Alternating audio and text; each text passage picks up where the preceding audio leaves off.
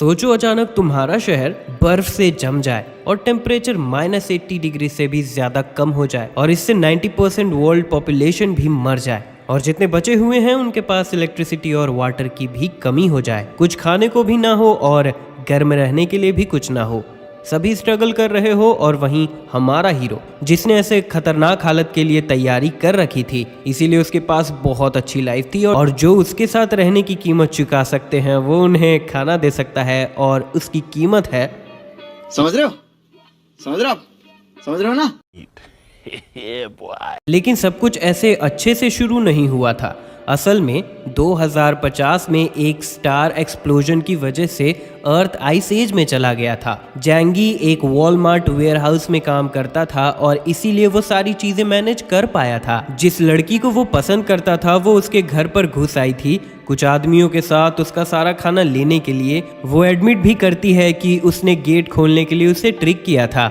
मरते हुए जांगी ने वादा किया कि वो उससे अपना बदला जरूर लेगा और तब वो 3 महीने टाइम में पीछे आ जाता है, पता नहीं कैसे, जो वो रियलाइज़ करके बहुत हैरान होता है और सोच लेता है कि अब वो उस लड़की को पसंद नहीं करेगा। सभी गुंडों और पड़ोसियों से बदला लेने के लिए और वो पल इंजॉय करने के लिए उसके पास 3 महीने का समय था, इसीलिए वो सब कुछ फिर से इकट्ठा करने में लग जाता है और इस बार वो एक सेफ हाउस भी बनाता है, ये सोचते हुए कि वो ये सब कैसे करेगा। एक ब्राइट लाइट उसके आंखों के सामने आती है पर वो अंधा नहीं होता और उसे दिखता है कि वो चीज़ें दूसरे डायमेंशन में भेज सकता है, जैसे एक गेम इन्वेंट्री की तरह। वो एक पूरे सुपरमार्केट का खाना और पानी को यहाँ जमा करने का डिसाइड करता है और तब तक के लिए ज़्यादा अच्छा खाना खाना अवॉइड करता है। जांगी एक लग्जरी होटल में जाता है अच्छा खाना खाने के लिए और 50,000 कोरियन वॉन्स सब कुछ क्रेडिट कार्ड के बिल में ट्रांसफ़र कर देता है, क्योंकि 3 महीने में तो सब कुछ वैसे भी खत्म होने वाला था। वो लड़की फैंग यूचिन, जिसे वो कई सालों से प्यार करता था लेकिन कोई सक्सेस हासिल नहीं कर पाया और पास्ट में इसी ने उसे धोखा दिया था, वो अपने दोस्त के साथ देखती है कि जांगी एक लग्जरी होटल में गया था।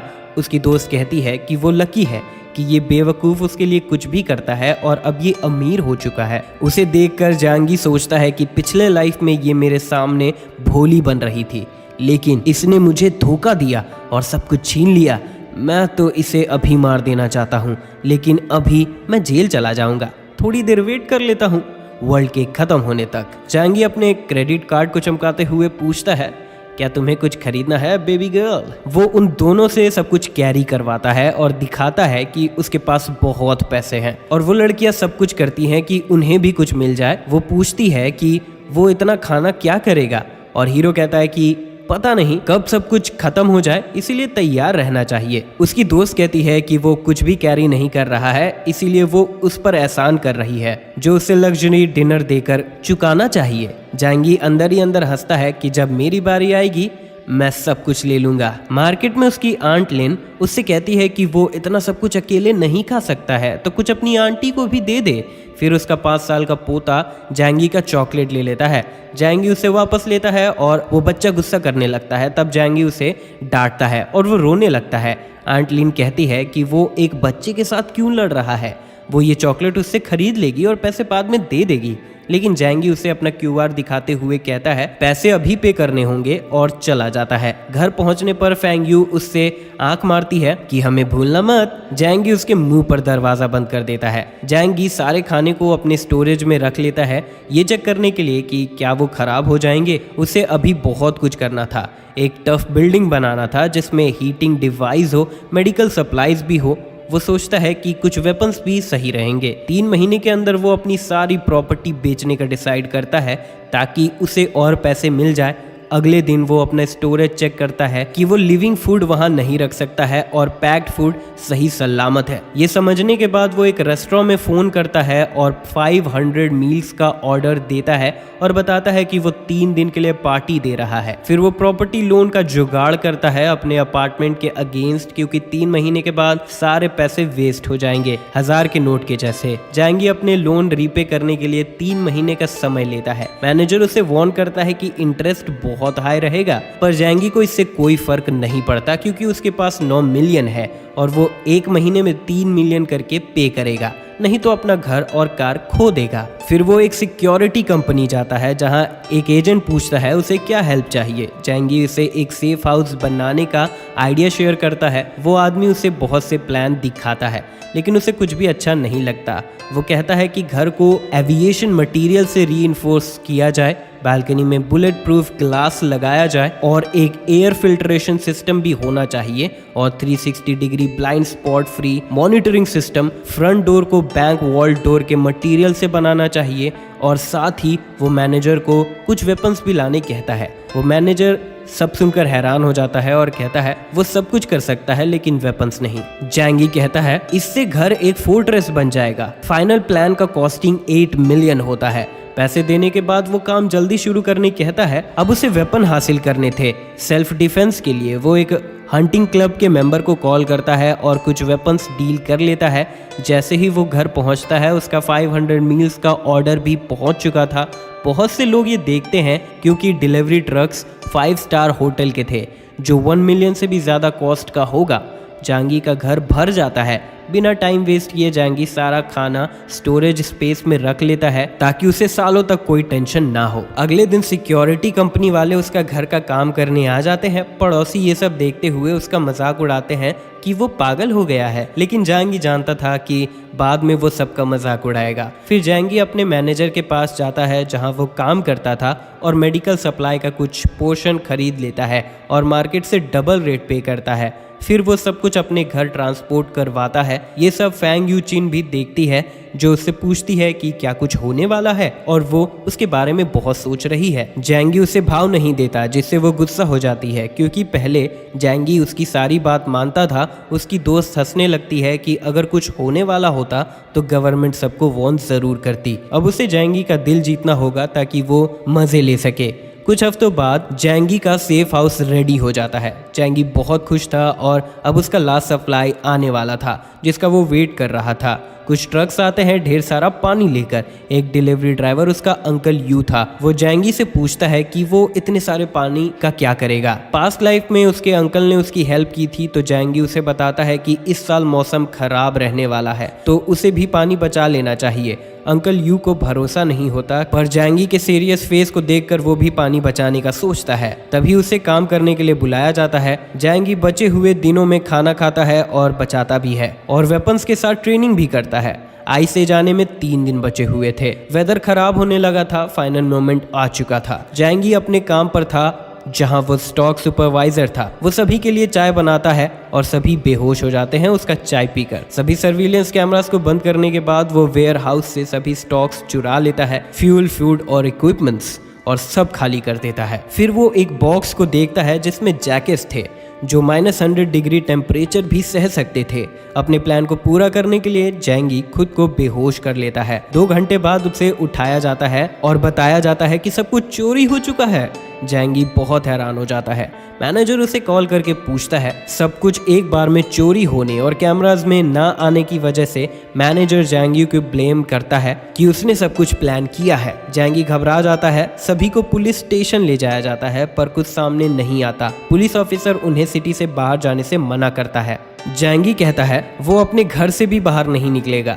10 दिसंबर को ये केस न्यूज में आता है और स्नोफॉल भी शुरू हो जाता है। जैंगी जानता था अब सब कुछ शुरू होने वाला है। 3 दिन बाद स्टार एक्सप्लोजन होता है और टेम्परेचर घटने लगता है। सभी लोग घबराए हुए थे क्योंकि इतना स्नोफॉल उन्होंने कभी नहीं देखा था। उन्हें देखते हुए जैंगी जानता था कि ये लास्ट स्नोफॉल होने वाला है। उसके पास लाइफ में हैवी स्नोफॉल 3 महीने के लिए हुआ था और टेम्परेचर गिरा था जिससे बहुत कोई मारे गए थे। धीरे धीरे स्नोफॉल बढ़ने लगता है और घर का दरवाजा खोलना भी मुश्किल हो गया था। लोग हीटर को मैक्सिमम लेवल पर यूज कर रहे थे लेकिन फिर भी ठंड में थे। लेकिन वहीं जैंगी जिसने बहुत से हीटिंग डिवाइस का जुगाड़ लगा रखा था वो आराम से सो रहा था। जैंगी फोन कॉल से उठ जाता है। वो फेंग यू चिन थी जो पूछती है कि क्या वो स्नोफॉल के बारे में जानता था, तो फिर उसने उसे कुछ क्यों नहीं बताया। अब वो ठंड में बस इंस्टेंट नूडल खा रही है। जैंगी ये सुनकर हंसता है और कॉल कट कर देता है। फेंग यू उसे मैसेज करके खाना मांगती है। जैंगी उसे शो ऑफ करने के लिए फोटो भेजता है। फेंग यू ये देखकर पहचान लेती है कि ये बहुत एक्सपेंसिव फ्रेंच वाइन है। फेंग यू फिर पूछती है क्या वो उसे ज्वाइन कर सकती है। इस पर जैंगी कहता है कि वो मार्केट से जाकर खुद खरीद सकती है। फेंग यू चिन अपना गुस्सा शांत कर लेती है क्योंकि वो जैंगी के पास जाना चाह रही थी। जैंगी उसे इग्नोर करते हुए खाना खाने लगता है। फिर वो अपने सर्विलियंस कैमरा से बिल्डिंग का शो देखता है। एंट लिन जो बिल्डिंग मैनेजर थी वो सभी को शांत करवा रही थी। ये मौसम ज्यादा दिन नहीं रहेंगे, तब तक कमेटी सबको मदद करेगी। तभी एक आदमी पूछता है कि वो इतने दावे से कैसे कह सकती है कि ये मौसम कुछ दिन में ठीक हो जाएगा। और भी लोग कहते हैं कि अगर वो अभी खाना स्टॉक अप नहीं करते हैं तो इसके लिए आंट लिन जिम्मेदार होगी। तभी आंट लिन कहती है कमेटी इसकी जिम्मेदारी लेती है। फिर वो जैंगी को देखकर कहती है वो ज्यादा परेशानी ना दे। जैंगी उसे इग्नोर करते हुए वापस चला जाता है। एक हफ्ते गुजर जाते हैं और स्नोफॉल होते रहता है। एंट लिन जैंगी और कुछ यंगस्टर्स को स्नो हटाने कहती है। जैंगी मना कर देता है और दूसरे पड़ोसियों से मदद मांगने कहता है। एंट लिन गुस्सा हो जाती है और झगड़ा करने लगती है और कहती है ये कमेटी की तरफ से ऑर्डर है और जो भी नहीं करेगा उसे ब्लेम किया जाएगा। जैंगी पूछता है वो अमीर पड़ोसियों को काम करने के लिए क्यों नहीं बुला रही है। जैंगी कहता है कि वो चेंगजेन को बुलाए। चेंगजेन एक कंस्ट्रक्शन बॉस है और सिंग सॉन्ग एक अमीर लड़का है जो बस पैसे से मदद कर सकता है। कमेटी हैरान हो जाती है। लिन ग्रुप के मेंबर्स को काम करने के लिए बुलाती है। ये देखकर चेंगजेन गुस्सा हो जाता है और लिन को सुनाने लगता है कि ये जगह उसकी नहीं है। सिंग सॉन्ग एक ऑडियो मैसेज भेजता है कि वो ज़रूरी काम कर रहा है और अपनी एक फ़ोटो भेजता है कि वो काफ़ी बिजी है। लिन ये देखकर गुस्सा हो जाती है लेकिन कोई भी सवाल नहीं करती। वो जैंगी को ब्लेम कर रही थी। जैंगी उसे इग्नोर करते हुए अपना काम करता है लेकिन फिर लिन उसे कॉल करती है। जैंगी उससे कहता है कि अगर वो उसे परेशान करती है तो वो उसे मार देगा। लिन ये सुनकर डर जाती है और कॉल रख देती है। जैंगी खा रहा होता है। तभी कोई उसका दरवाज़ा नॉक करता है। वो चेंगजेन था जो कहता है तुम ग्रुप चैट में सबको मेरे खिलाफ कर रहे थे, बाहर आओ, मैं तुम्हें सबक सिखाता हूँ। जैंगी बो एरो लेकर जाता है और कहता है देखते हैं कौन किसे मारता है। जैंगी बिना दरवाज़ा खोले ही उसके पैर में तीर मार देता है और चेंगजेन दर्द से चिल्लाने लगता है।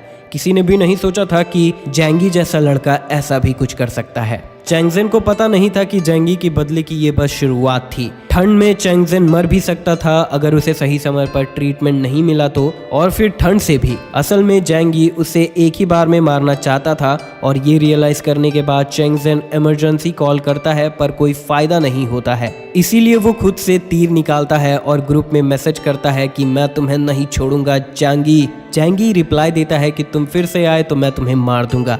सभी मेंबर्स ये कन्वर्सेशन देखकर क्यूरियस हो जाते हैं क्योंकि कोई भी चेंगजेन के खिलाफ जाने की हिम्मत नहीं कर सकता था और ये पहली बार था जब किसी ने उसे धमकी दी थी। चेंगजेन गुस्से में अपने लोगों को बुलाता है और थोड़ी देर में वहाँ बहुत से लोग आ जाते हैं हथियार लेकर। चैंग उन्हें जैंगी के घर ले जाता है। एक आदमी उसके घर के गेट पर स्वॉर्ड से मारता है पर वो स्वॉर्ड ही टूट जाता है। सभी ये देखकर डर जाते हैं और समझ जाते हैं कि ये लोहे का दरवाज़ा है। जैंगी ये सब कैमरे से देखता है और सोचता है ये कमज़ोर और भूखे लग रहे हैं। जैंगी अपने किचन के नल से पाइप लगाता है और सभी पर पानी से अटैक करने लगता है जिससे कुछ ही लोग बचकर भाग पाते हैं।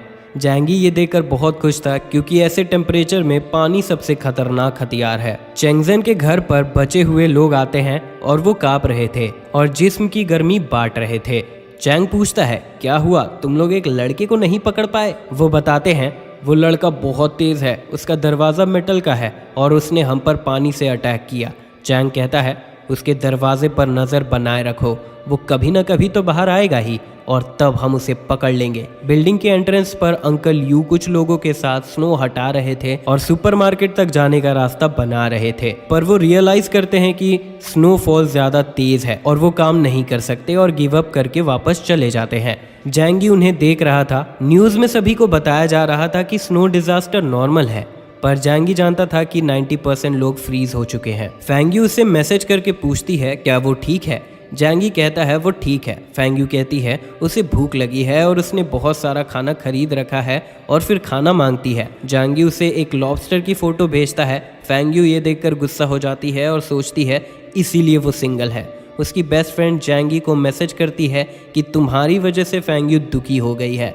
जैंगी रिप्लाई देता है कि ये ड्रामा अच्छा नहीं है। उसकी दोस्त कहती है ये स्नोफॉल ज़्यादा दिन नहीं रहेगा, तो वो अपने पड़ोसियों की हेल्प क्यों नहीं करता है, ऐसे में वो फेंग यू को पटा भी सकता है। जैंगी इग्नोर करते हुए बस ओ रिप्लाई करता है। उसकी दोस्त भी बहुत गुस्सा हो जाती है। वो लोग डिसाइड करते हैं कि अगर ये ऐसा ही कर रहा है तो हमें दूसरे लड़के को फंसाना चाहिए। फेंग यू जो पेंग को कॉल करती है जो तुरंत आ जाता है खाना लेकर और उसकी दोस्त दरवाज़ा बंद कर देती है। फेंग यू को इससे फ़र्क नहीं पड़ रहा था, वो बस जैंगी से बदला लेना चाह रही थी। इस खाने के साथ 5 दिन बीत जाते हैं और स्नोफॉल भी बढ़ता गया। चिकन खाते हुए जैंगी रियल ड्रामा शुरू होने का वेट कर रहा था। अब इलेक्ट्रिसिटी भी चली जाती है और सभी पड़ोसी बाहर आकर एक दूसरे से पूछते हैं कि क्या उनके घर पर लाइट है, क्योंकि पानी और लाइट नहीं था। हीटर काम नहीं कर रहा था और ठंड इतनी थी कि कोई भी मर सकता था। आराम से खाना खाने के बाद जैंगी अपने जनरेटर को ऑन करने जाता है जो उसने वेयर हाउस से चुराया था। एंट लिन अपने पोते को पकड़े हुए कांप रही थी। उसने सोचा नहीं था कि स्नोफॉल इतना दिन तक चलेगा। तभी उसे एक मैसेज आता है कि ये एक ग्लोबल स्नो स्टॉर्म है जो लाखों सालों में एक बार आता है और इसमें हम सब मर सकते हैं। सभी को खाना स्टॉक अप कर लेना चाहिए। एंटलिन हैरान थी क्योंकि उसने सोचा नहीं था कि ये इतना गंभीर है। वो प्लान बनाती है कि ये न्यूज़ फैलने से पहले वो सभी का खाना गिव अप करवा देगी। एंटलिन ग्रुप में मैसेज कर देती है कि चिंता मत करो, पानी और लाइट के लिए काम चल रहा है, ये सब तुरंत ठीक हो जाएगा। अथॉरिटीज ने इसके लिए ऑर्डर दिया है और ऐसी सिचुएशन में कमेटी सारे प्रॉपर्टी का ध्यान रखेगी और जो भी कोऑपरेट नहीं करेंगे उन्हें पुलिस अरेस्ट कर लेगी। ये मैसेज देखकर सभी तंग हो जाते हैं, खास करके चैंगजेन, क्योंकि पुलिस का ऑर्डर उसे मानना पड़ेगा। फिर लिन मैसेज करती है कि कमेटी सभी के खाने को रख लेगी और उन्हें इक्वली डिस्ट्रीब्यूट करेगी। ये मैसेज पढ़कर जैंगी को याद आता है कि पिछले लाइफ में उसने ऐसे ही सबका खाना चुरा लिया था। एंटलिन गलती कर देती है जैंगी को प्राइवेट मैसेज करके, भतीजे तुमने बहुत सारा खाना खरीद रखा है, मैंने देखा था, अब तुम्हें वो देना होगा। जैंगी गुस्सा हो जाता है और ऑडियो भेजता है, मैं कुछ नहीं देने वाला हूँ और मैंने सारा खाना खा लिया है और अब सब खत्म हो गया है। अगर तुम कुछ खाना कलेक्ट कर ही रही हो तो मुझे भी कुछ दे देना। ये सुनकर लिन बहुत गुस्सा हो जाती है पर ख्याल करती है उसके पोते और उसे जैंगी की ज़रूरत है। लिन शांत हो जाती है और रिप्लाई देती है कि ये एक ऑर्डर है, तुम्हें ये मानना होगा। स्नोफॉल के बाद मैं तुम्हारे बारे में अच्छा रिपोर्ट करूंगी। अगर जैंगी को सच पता नहीं होता तो वो भरोसा कर लेता। फिर वो बताता है कि मैं झूठ नहीं कह रहा हूँ, मेरे पास खाना नहीं है और मैं भूखा हूँ, मुझे कुछ इंस्टेंट नूडल भेज दो। एंटलिन बहुत गुस्सा हो जाती है और कहती है, मुझे मना करना मतलब ऑर्गेनाइजेशन के खिलाफ जाना, मैं तुम्हें रिपोर्ट कर दूंगी। जैंगी कहता है, तुम कुछ भी नहीं हो। लिन बहुत गुस्सा हो जाती है और अपना फ़ोन पटक देती है। लिन फिर दूसरे लोगों पर फोकस करने लगती है। 2 दिन बाद कुछ लोग खाना भेजते हैं। ये देखकर जैंगी सोचता है कि सभी बेवकूफ़ हैं जो ऐसी हालत में किसी पर भरोसा कर रहे हैं। थोड़े ही वक्त में पूरी दुनिया केओस में होगी, ज़्यादा खाना नहीं होगा, लोग या तो मरने का इंतज़ार करेंगे या फिर मारने का। चैट्स में बहुत से लोग लिन को टैग करने लगते हैं और खाने के बारे में पूछते हैं जो डिस्ट्रीब्यूट होने वाला था और धमकी भी देते हैं कि अगर हमें खाना नहीं मिला तो हम तुम्हें ही खा जाएंगे। लिन उन सब का मजाक उड़ाती है कि मैंने ये सब अपनी मेहनत से हासिल किया है तो मैं ये किसी को क्यों दूँ। और तभी उसे चैंगजेन का कॉल आता है और वो घबरा जाती है। लिन पूछती है, क्या चाहिए तुम्हें? चैंग कहता है, तुमने सबको बेवकूफ़ बनाकर सारा खाना ले लिया। लिन कहती है, ये कमेटी ने करवाया था और वो बस अपना काम कर रही थी। चैंग कहता है, मेरे लोग खाने के लिए वेट कर रहे हैं। लिन बताती है, ये सब खाना अभी सॉर्ट नहीं हुआ है, कुछ लोगों ने अब तक खाना नहीं दिया है, इसीलिए हम अभी डिस्ट्रीब्यूट नहीं कर सकते हैं। लेकिन चैंग अपने लोगों के साथ उसके घर आ जाता है और लिन को मारता है और जैंगी ये सब देख रहा था सॉसेज खाते हुए। उसे आइडिया आता है और वो ये सब रिकॉर्ड करके ग्रुप में भेज देता है। लिन डर जाती है कि वो सारा खाना ले जाएंगे। लिन चैंग से रिक्वेस्ट करने लगती है कि इसमें मेरा खाना भी है, खाने के बिना मेरा पोता कैसे रहेगा। चैंग कहता है, भाड़ में जा, और उसे लात मार देता है।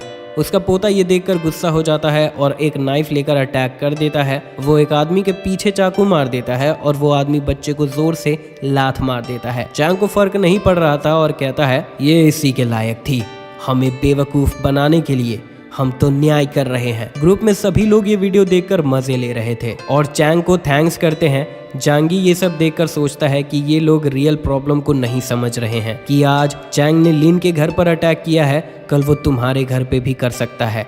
लेकिन जांगी के लिए वो खतरा नहीं था तो उससे फर्क नहीं पड़ता। कुछ देर बाद लिन हेल्प मांगती है कि क्या किसी के पास मेडिसिन है, मेरा पोता घायल हो गया है, डॉक्टर जाओ को सर्जरी के लिए मेडिसिन चाहिए। डॉक्टर जाओ को देखते हुए जांगी की आंखें बड़ी हो जाती है और हम देखते हैं कि ऐसा क्यों है। ग्रुप में सभी लिन का मजाक उड़ाते हैं, कोई भी उसका भरोसा नहीं कर रहे थे। जांगी सोचता है कि यही कर्मा है। बाहर स्नोफॉल 1 हफ्ते तक हुआ और सब कुछ जम चुका था, तो अगर बच्चा बच भी जाता तो क्या वो बिना खाने के जिंदा रह पाता? बहुत से लोगों को न्यूज़ का पता चल चुका था कि ये एक ग्लोबल स्टॉर्म है जो लाखों सालों में एक बार होता है और पूरा वर्ल्ड आइस एज में जा चुका है। जो भी बाहर भागने की कोशिश कर रहे थे वो भी जम चुके हैं। ग्रुप में लिन फिर से मदद मांगती है, मेरा पोता 2 दिनों से भूखा है, वो एक बच्चा है, क्या तुम उसे ऐसे ही मरते देखना चाहते हो?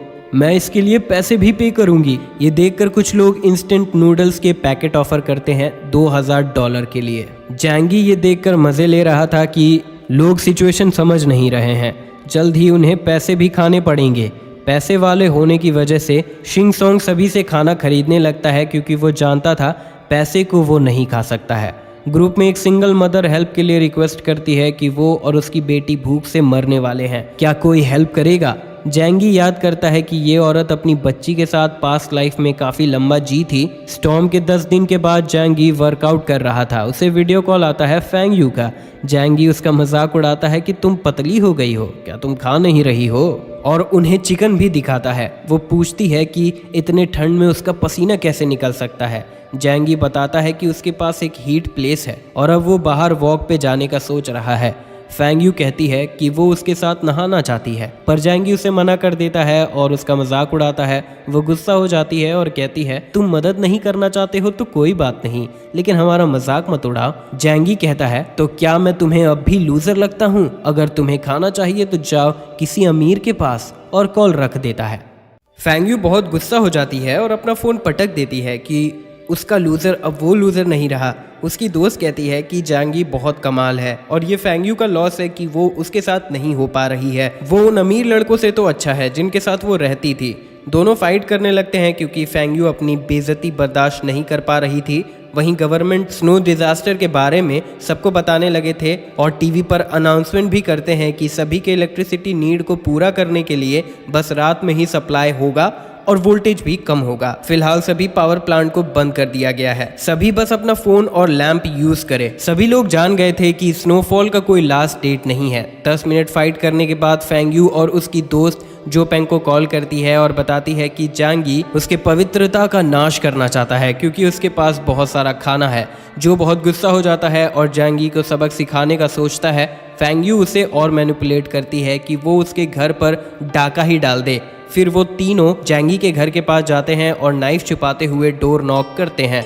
जांगी ये सब देख रहा था और समझ जाता है कि किसी को भी कैमरास के बारे में नहीं पता है। वो लोग फूड के साथ मेडिसिन एक्सचेंज करने का ऑफर करते हैं। जांगी बहुत गुस्सा हो जाता है और फिर से पानी का अटैक करने चाहता है, लेकिन कचड़े के डब्बे को देखकर वो प्लान बदल लेता है और सभी पर गंदे पानी से अटैक करता है और कहता है ये खाना तुम लोग डिजर्व करते हो। जो गुस्से में दरवाजे पर मारता है और खुद के ही हाथ को हर्ट कर लेता है। जांगी ये देखकर हंसता है और स्पीकर से बताता है कि उसका दरवाजा मेटल का है। फिर थोड़ी देर बाद वो सोने चला जाता है। फिर वो एक गन शॉट की आवाज सुनकर उठ जाता है। जांगी जानता था ये सब तो होना ही था, लेकिन ये काफी जल्दी था। वो कैमरा से देखता है कि चेंगजेन और उसके लोग सभी के घर जा रहे हैं और खाना हड़प रहे हैं और सभी को फोटोज और वीडियोस भेजकर डरा रहे थे और धमकी देता है कि अब उसका राज है। ये सब देखते हुए एक नया ग्रुप बनता है और बात होती है कि उन्हें चेंगजेन को रोकना होगा। जांगी भी इस ग्रुप में ऐड हुआ था और ये सब पढ़ रहा था और मजे ले रहा था। एक रिटायर्ड ऑफिसर चेंगजेन पर अटैक करने का प्लान देता है।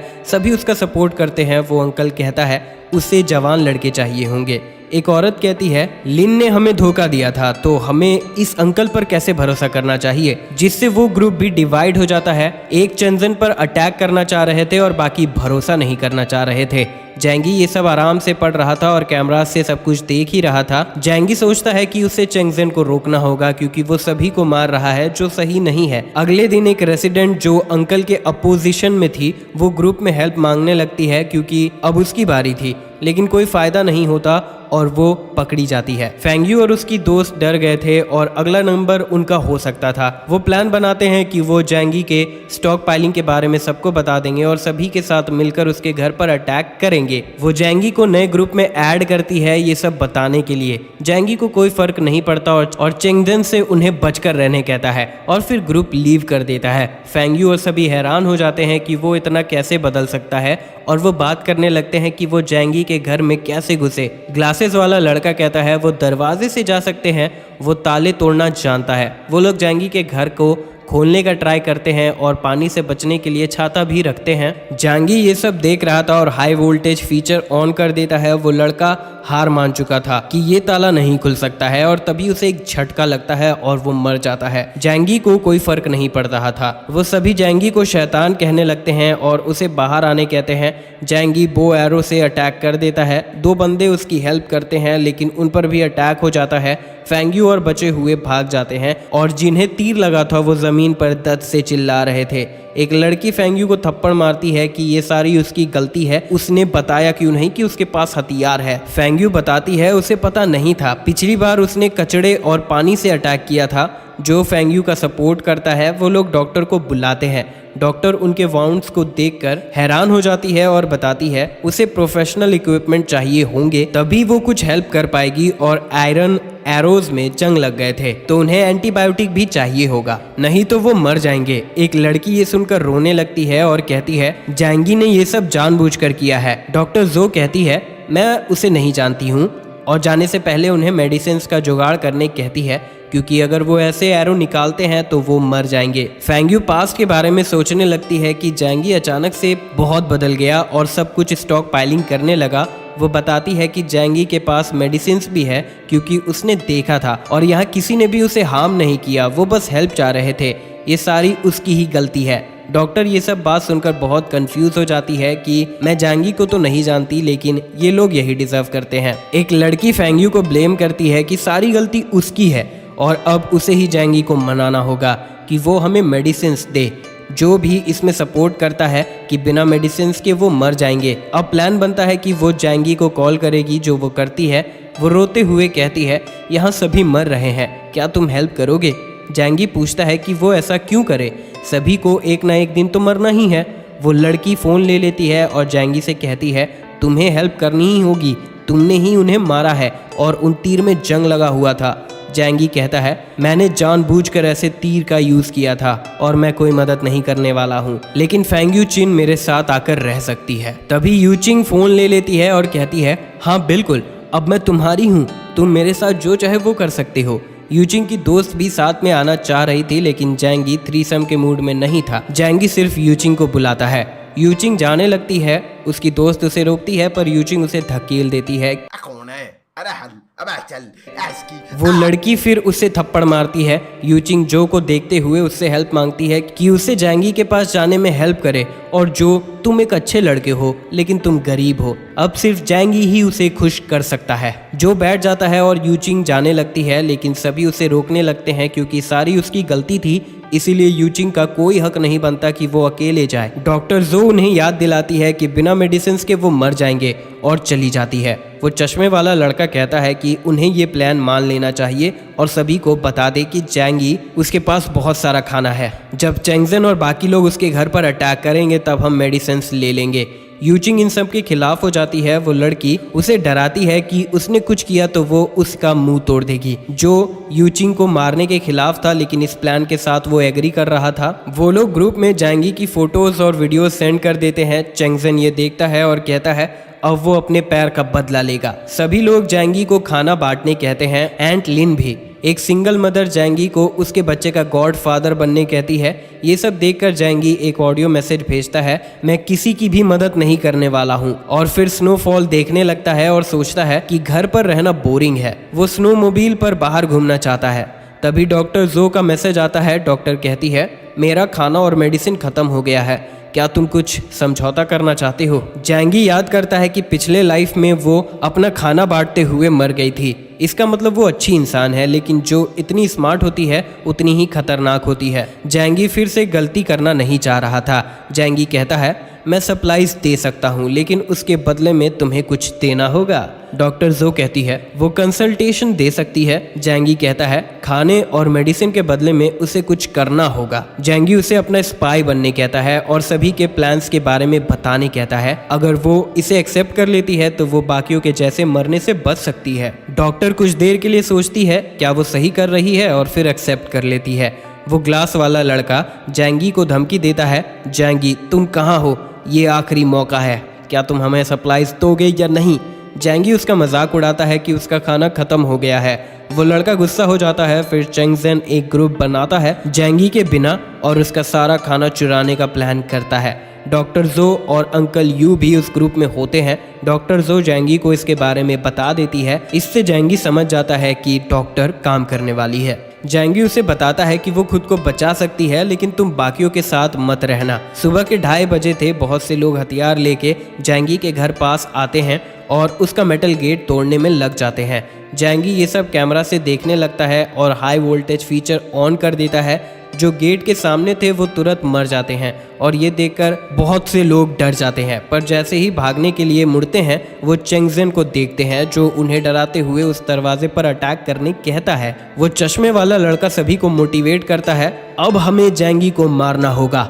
जितने लोगों को उसने मारा है उनका बदला लेने के लिए। उसके घर में फायर प्लेस है और ढेर सारा खाना भी। कुछ लोग बड़ा सा लकड़ा लेकर गेट पर मारने लगते हैं। जैंगी कुछ देर उनकी हेल्प करने का सोचता है और उनके लिए एक्शन म्यूजिक लगा देता है। 20 मिनट बाद सभी लोग थक जाते हैं और गेट को कुछ भी नहीं हुआ था। सभी उसके गेट को चेक करने लगते हैं कि आखिर बात क्या है। एक आदमी बताता है कि इस गेट को बैंक वॉल के मटेरियल से बनाया गया है, इसका एक टैंक भी कुछ नहीं बिगाड़ सकता है। जैंगी उस आदमी के गले पर एरो से अटैक कर देता है और सभी ये देखकर डरकर भागने लगते हैं। जैंगी और भी लोगों को मार देता है। उसे कोई फर्क नहीं पड़ रहा था क्योंकि वो बिना कुछ देखे बस सेल्फ डिफेंस कर रहा था। वो चश्मे वाला लड़का बच गया था और कहता है, क्या हुआ अगर ये दरवाजा मेटल का बना है, लेकिन ये दीवार तो सीमेंट का है ना।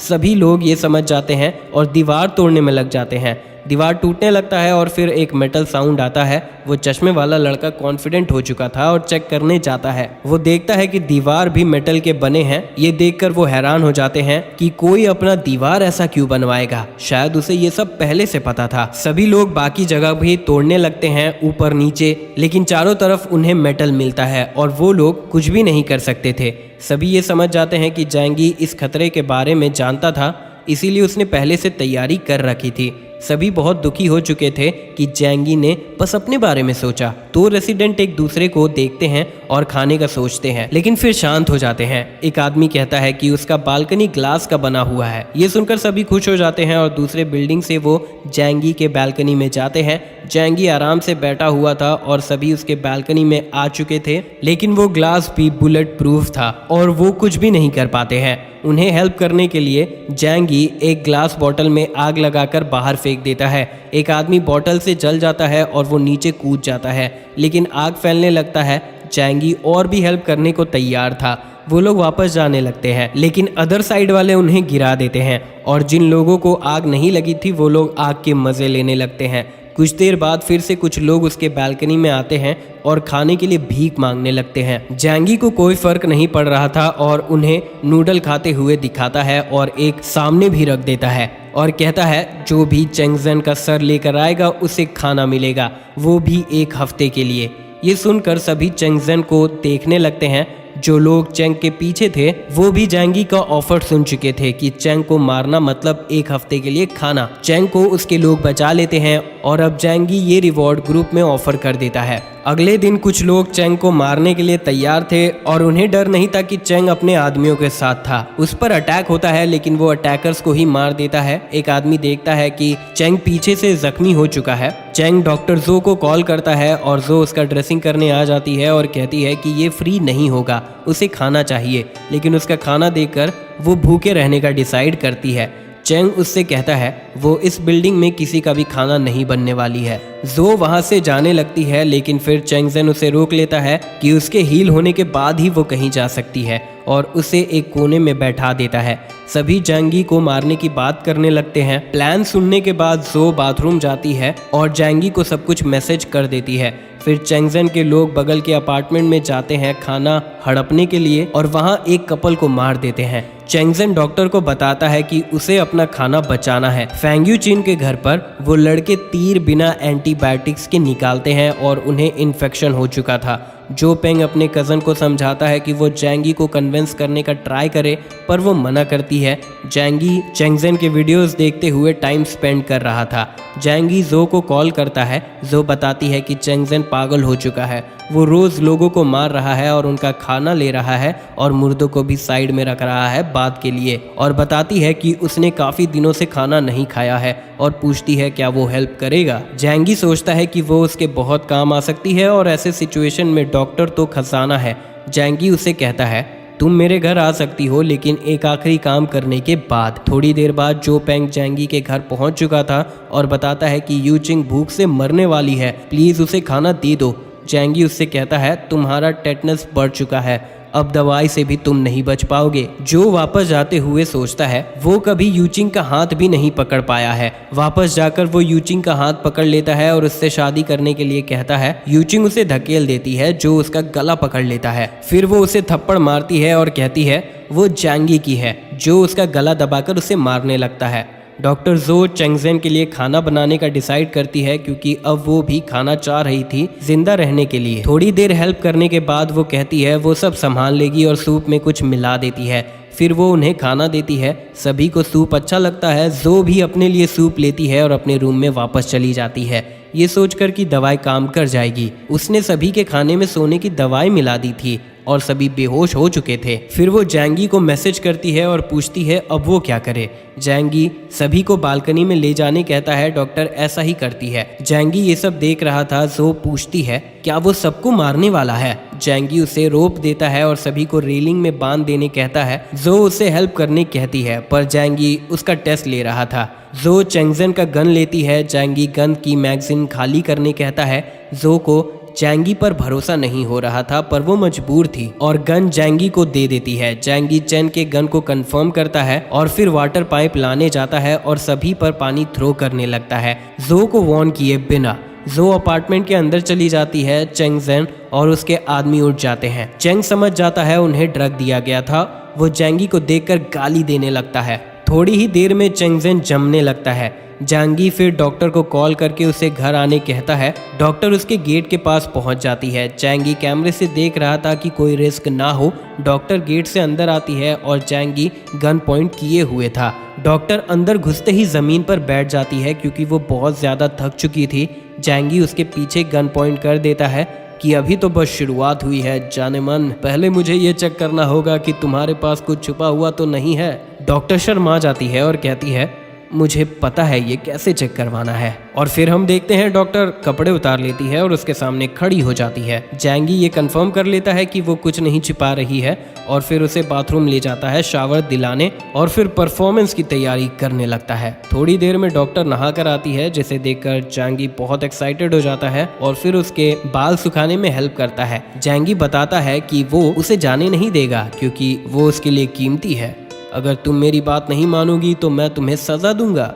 और फिर उसका रूम दिखाता है कि तुम मेरी परमिशन से ही बाहर आ सकती हो। जैंगी कहता है कि उसका साथ देकर वो सबसे अच्छा काम करेगी। जैंगी उसे अपना सीक्रेट बताता है उसकी लॉयल्टी चेक करने के लिए। तो जैसे कि वो देख सकती है यहाँ कोई खाना नहीं है। क्योंकि उसके पास पावर है जिसके बारे में किसी को भी नहीं पता। वो उसे ब्रेड समन करके दिखाता है और उसे वार्न करता है कि अगर तुमने मुझे धोखा दिया या मुझे मार दिया तो तुम्हें खाना नहीं मिलेगा। ये देखकर वो समझ जाती है कि जैंगी यहाँ आराम से कैसे रह रहा था। डॉक्टर खाने लगती है और रोने लगती है। जैंगी उसे पानी देता है, जिसके बाद जैंगी शिकार करने के लिए तैयार था और पूछता है, अब तुम मेरे लिए क्या कर सकती हो। डॉक्टर जानती थी वो क्या कर सकती है और वो क्या चाहता है। जैंगी के आंख बड़े हो जाते हैं और वो हम बिस्तरी करते हैं। दोनों ही वो रात काफ़ी इंजॉय करते हैं। तो दोस्तों इसी के साथ ये पार्ट यहाँ ख़त्म होता है। अगर आपको ये वीडियो अच्छी लगी हो तो इसे लाइक करें और अपने दोस्तों के साथ जितना हो सके शेयर करें। पार्ट 2 के लिए कमेंट करके ज़रूर बताएं। खत्म। Bye bye, tata, good bye, गया।